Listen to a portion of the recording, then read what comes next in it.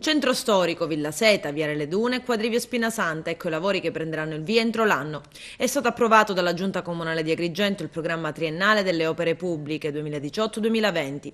Diventeranno cantiere i progetti di riqualificazione di Via Duomo e Traverse, Via Saponara, Santa Maria dei Greci, Salita Sant'Antonio, Via Serroi e Santa Sofia, area compresa tra Palazzo Tomasi e Via Atenea, tutti interventi inseriti nel piano denominato Girgenti. Così come i lavori al Terminal Bus di Piazzale Rosselli.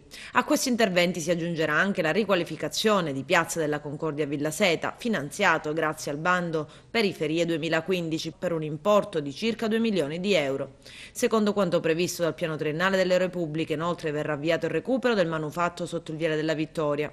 E questo nell'ambito del riutilizzo delle economie dei lavori del muro di Via Crispi.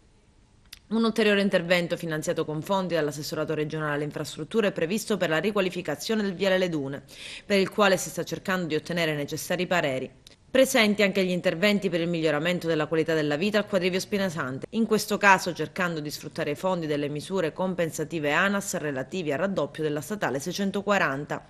Si tratta degli interventi che prenderanno il via entro quest'anno, ha annunciato il sindaco Lillo Firetto. I lavori inseriti in questo elenco ci restituiscono la misura del lavoro svolto in quest'anni, conclude Firetto.